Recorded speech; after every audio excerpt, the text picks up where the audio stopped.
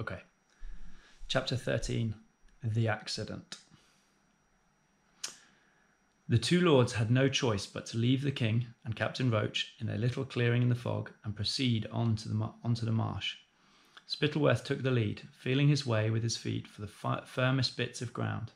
Flapoon followed close behind, still holding tightly to the hem of Spittleworth's coat and sinking deeply with every footstep because he was so heavy. The fog was clammy on their skin and rendered them almost completely blind. In spite of Spittleworth's best efforts, the two lords' boots were soon full to the brim with fetid water. "What, that blasted nincompoop," muttered Spittleworth as they squelched along. "That blithering buffoon. This is all his fault, the mouse-brained moron." "It'll serve him right if that sword's lost for good," said Flapoon, now nearly waist-deep in the marsh.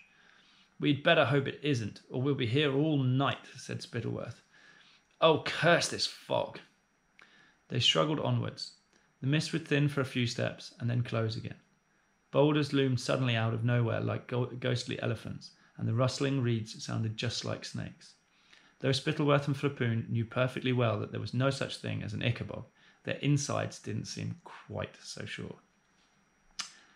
"Let go of me," Spittleworth growled at Flapoon, whose constant tugging was making him think of monstrous claws or jaws fastened onto the back of his coat. Flapoon let go, but he too had been infected by a nonsensical fear, so he loosened his blunderbuss from its holster and held it ready. "What's that?"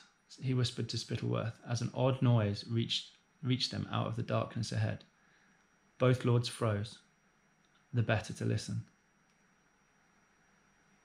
A low growling and scrabbling was coming out of the fog. It conjured up an awful vision in both men's minds of a monster feasting on the body of one of the royal guards. "Who's there?" Spittleworth called in a high-pitched voice. Somewhere in the distance, Major Beamish shouted back, "Is that you, Lord Spittleworth?" "Yes," shouted Spittleworth. "We can hear something strange, Beamish. Can you?" It seemed to the two lords that the odd growling and scrabbling had grown louder. Then the fog shifted. A monstrous black silhouette with gleaming white eyes was revealed right in front of them, and it emitted a long yowl. With a deafening, crashing boom that seemed to shake the marsh, Flapoon let off his blunderbuss. The startled cries of their fellow men echoed across the hidden landscape, and then, as though Flapoon's shot had frightened it, the fog parted like curtains before the two lords, giving them a clear view of what lay ahead. The moon slid out from behind a cloud at that moment, and they saw a vast granite boulder with a mass of thorny branches at its base. Tangled up in these brambles was a terrified, skinny dog, whimpering and scrabbling to free itself, its eyes flashing in the reflected moonlight. A little beyond that giant boulder, face down in the bog, lay Major Beamish. "What's going on?" shouted several voices out of the fog. "Who fired?" Neither Spittleworth nor Flapoon answered. Spittleworth waded as quickly as he could towards Major Beamish. A swift examination was enough. The Major was stone dead, shot through the heart by Flapoon in the dark. My God, what shall we do?" bleated Flapoon, arriving at Spittleworth's side. "Quiet," whispered Spittleworth. He was thinking harder and faster than he'd thought in his whole of his crafty, conniving life. His eyes moved slowly from Flapoon and the gun to the shepherd's trap dog, to the king's boots and the jewelled sword, which he now noticed half buried in the bog just a few feet away from the giant boulder. Spittleworth waded through the marsh to pick up the king's sword and used it to slash apart the brambles imprisoning the dog. Then, giving the poor animal a hearty kick, he sent it yelping away into the fog. "Listen carefully," murmured Spittleworth, returning to Flapoon. But before he could explain his plan, another large figure emerged from the fog. Captain Roach. "The king sent me," panted the captain. "He's terrified. What happened?" Then Roach saw Major Beamish lying dead on the ground. Spittleworth realised immediately that Roach must be let in on the plan, and that, in fact, he'd be very useful. "Say nothing, Roach," said Spittleworth, "while I tell you what has happened. The Ickabog has killed our brave Major Beamish. In view of his tragic death, we shall need a new major, and of course that will be you, Roach, for you're second in command.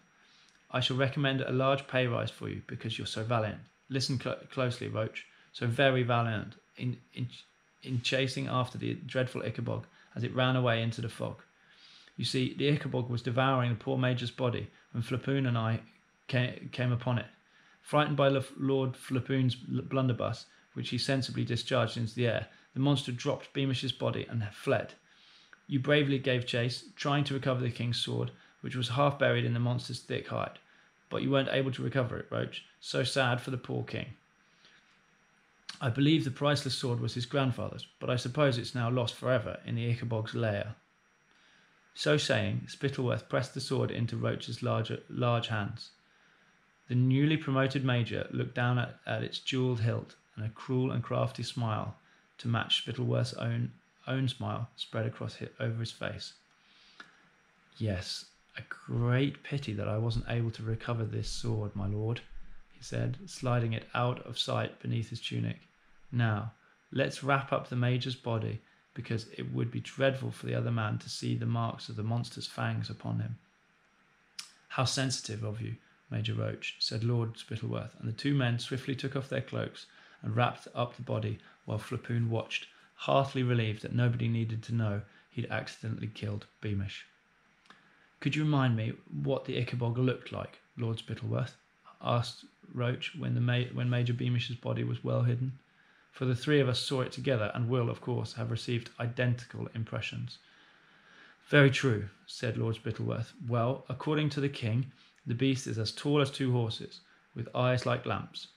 In fact, said Flapoon, it looks a lot like this large boulder, with a dog's eyes gleaming at the base. Tall as 2 horses, eyes like lamps, repeated Roach. Very well, my lords. If you'll assist me to put Beamish over my shoulder, I'll carry him to the king, and we can explain how the major met his death.